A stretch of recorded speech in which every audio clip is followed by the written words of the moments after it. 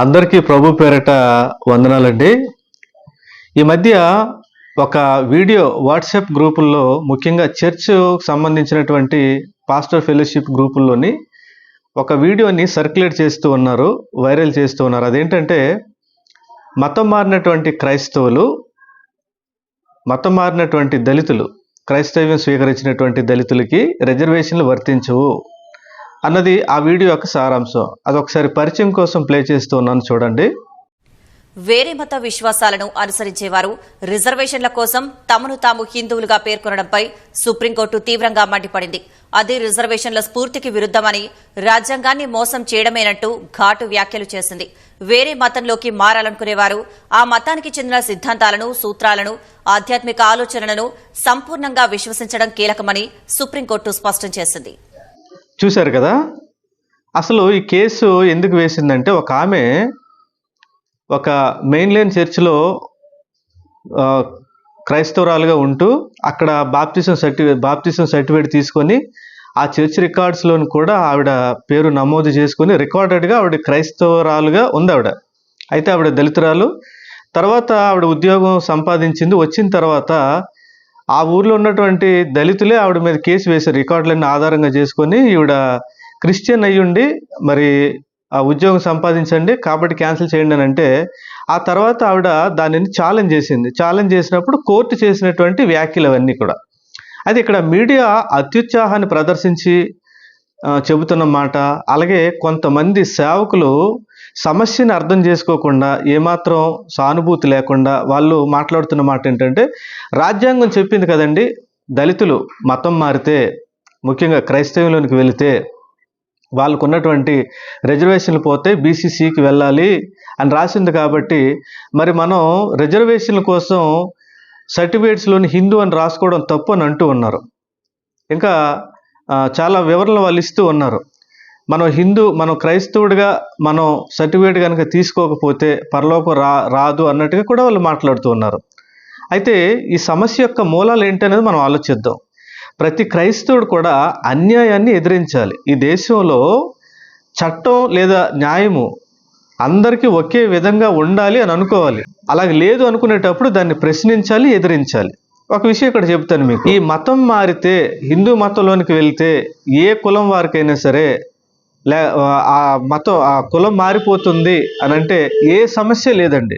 ఇక్కడ వీళ్ళు చెబుతున్న మాట ఏంటంటే, మతం మారితే కులం మారిపోతుంది, బీసీసీ తీసుకోవాలని రాజ్యాంగం చెబుతుంది కదా, మరి మనం దాన్ని చేయాలి కదా అంటూ ఉన్నారు. అయితే నేను కూడా అదే మాట ఖచ్చితంగా చెబుతూ ఉన్నాను.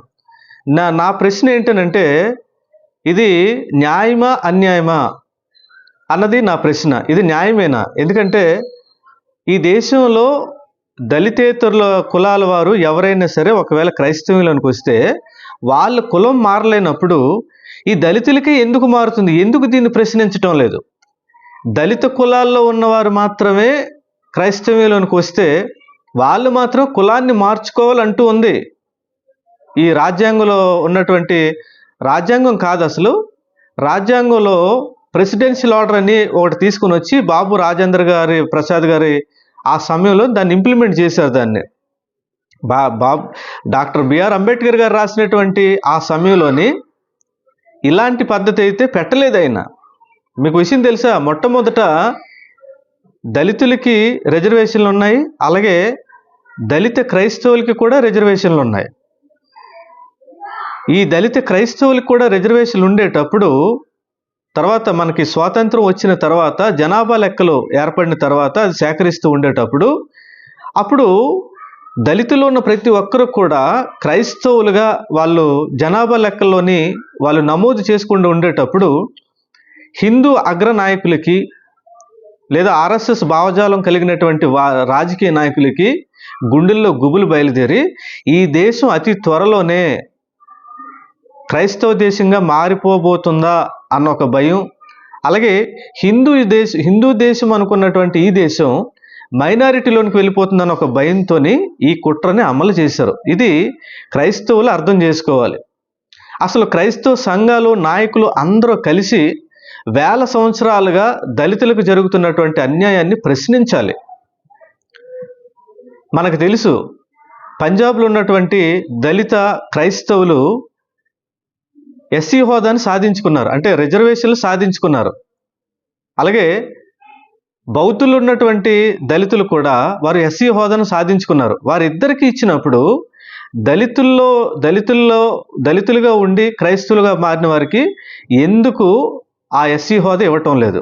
కొంతమంది ఏమంటారంటే క్రైస్తవ్యంలో కులం లేదు కదండి అంటారు. నిజమే, బైబిల్ కానీ క్రైస్తవం కానీ కులాన్ని ప్రోత్సహించదు. అందరూ ఒకటే, మానవులంతా సమానం అని చెబుతూ ఉంటుంది. అయితే ఈ భావం క్రైస్తవుల్లో లేదు, కులం క్రైస్తవంలో లేదు, సంఘంలో లేదు అని గుడ్డల మీద చేసుకొని చెప్పమనండి ఏ సంఘ కాపరినైనా. కొన్ని పల్లెటూళ్ళకి వెళ్ళామనంటేనండి అక్కడ కుల సంఘాలు ఉన్నాయి. బీసీ పాస్ట్ గారండి, ఎస్సీ పాస్ట్ గారండి, ఓసీ పాస్ట్ గారండి అంటూ ఉంటారు. విచిత్రంగా బాధ అనిపిస్తూ ఉంటుంది. ఇది అర్థం చేసుకోవాలి సమస్యని.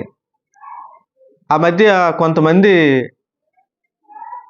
క్రైస్తవ నాయకులు కూడా దీన్ని పెద్ద ప్రోపగండా చేశారు. మీరు అందరూ బీసీసీగా మారిపోండి అని చెప్పారు.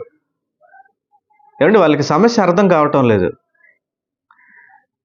ఇది అన్యాయం, దీన్ని ప్రశ్నించాలి, అడగాలి. ఒరే, ఏ కులంలో ఉన్నవాడైనా సరే క్రైస్తవంలోనికి వస్తే వాడు కులం మారటం లేదు, దళితులకే ఎందుకు మారాలరా అని అడగాలి. ఈ రిజర్వేషన్లు అనేవి వివక్షను బట్టి కదా ఇచ్చారు. ఇప్పుడు అదే వివక్ష కొనసాగుతూ ఉండేటప్పుడు ఆ రిజర్వేషన్లు ఎందుకు కొనసాగకూడదు? గమనించండి. ఇప్పటికీ కూడా దళితులుగా ఉన్నవారి బ్రతుకులు లేకపోతే వారి గ్రామాలన్నీ ఊరి చివరే ఉన్నాయి.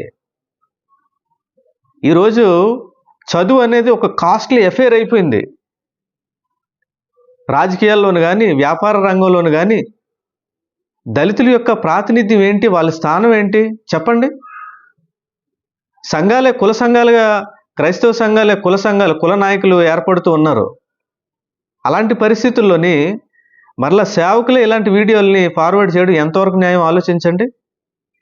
ఈ దేశం యొక్క తలరాతను మార్చాలి అని మీరు అనుకుంటే, ఈ దేశాన్ని క్రైస్తవ దేశంగా మార్చాలి అని అనుకుంటే, ఈ దేశంలో క్రైస్తవ్యం మెజారిటీలోనికి రావాలి అని అనుకుంటే, క్రైస్తవ నాయకులందరూ కూడా కులాలకి అతీతంగా ప్రతి క్రైస్తవ కాపరి సంఘ కాపరులు, సంఘ పెద్దలు అందరూ కూడా దళితులకి ఎస్సీ హోదా సాధించండి. దేశవ్యాప్తంగా ఉన్నటువంటి దళితులందరికీ కూడా ఎస్సీ హోదా ఇవ్వండి అన్నటువంటి ఒక ఉద్యమాన్ని లేవనెత్తండి. ఆ రిజల్ట్ ఎంత బలంగా ఉంటుందో మీరే చూస్తారు తర్వాత రోజుల్లోని. పంజాబ్ సాధించిందండి, సిక్కులు సాధించుకున్నారండి. దళిత క్రైస్తవులకి ఎస్సీ హోదా ఇవ్వాలని చాలా 10 సంవత్సరాల నుంచి కొంతమంది లాయర్లు ఇప్పటికీ కూడా సుప్రీంకోర్టులోని, హైకోర్టులోని దానికి ఫైట్ చేస్తూ ఉన్నారు.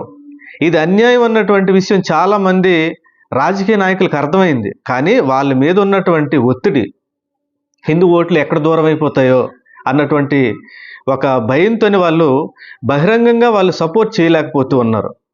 ఏమండి, దళితులకి ఎస్సీ హోదా కనుక సాధించగలిగితే, క్రైస్తవులందరూ కలిసికట్టుగా ఉండి ఎస్సీ హోదా సాధించగలిగితే మనం అందరం కూడా మెజారిటీలోనికి వస్తాం. క్రైస్తవులందరూ మెజారిటీలోనికి వస్తాయి. చిన్న లాజిక్ని మిస్ అవ్వకండి.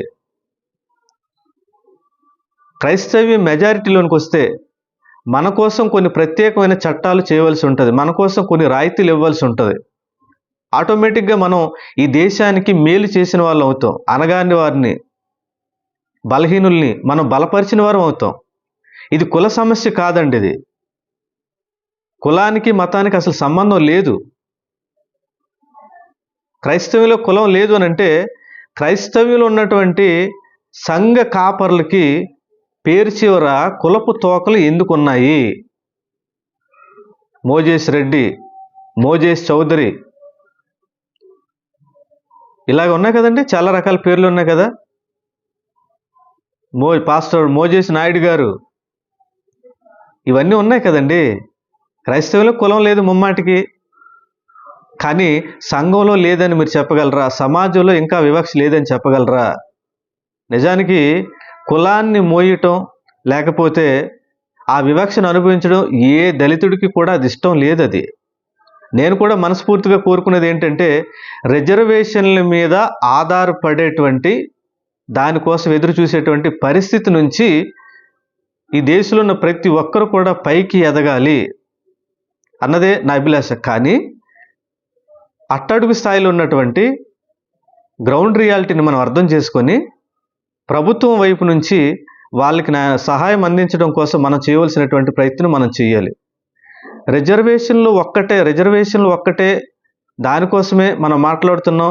రిజర్వేషన్ల కోసం ఎందుకండి ఇంత గోల, క్రైస్తవుల కులం లేదు కదా అని అంటే, ఈ దేశంలో ఉన్న మీరు ప్రభుత్వం ఇచ్చేటువంటి ఏ రాయితీలు కానీ లేకపోతే మిగతా వసతులు కానీ అనుభవించకూడదు.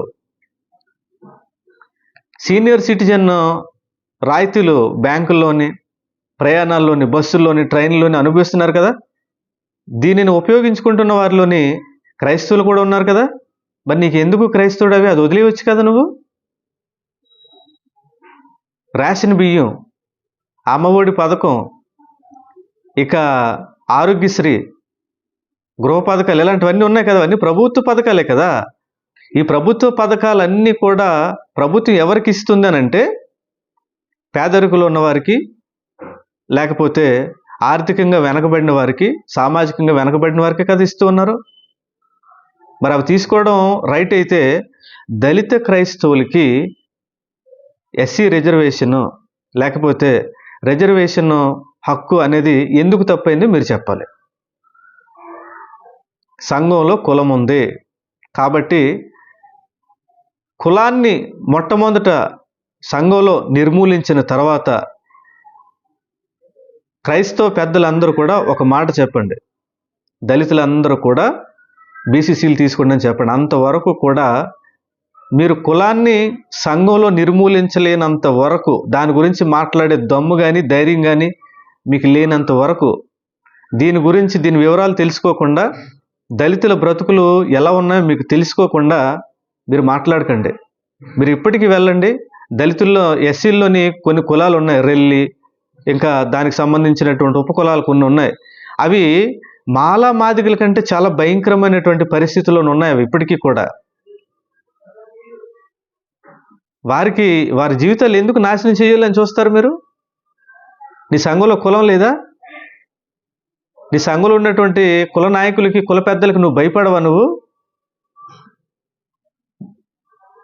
కాబట్టి ఈ సమస్యను అర్థం చేసుకోండి. క్రైస్తవులందరూ కూడా ఎస్సీ హోదా దళిత క్రైస్తవులకి వచ్చేలాగా ప్రయత్నం చేయండి. ఎవరైనా పోరాటం చేస్తుంటే దానికి మద్దతు తెలియజేయండి. Thank you all. నేను మాట్లాడుతున్నటువంటి ఈ వీడియో మీద మీకుండేటువంటి అభిప్రాయాలు కామెంట్ ద్వారా తెలియజేయండి.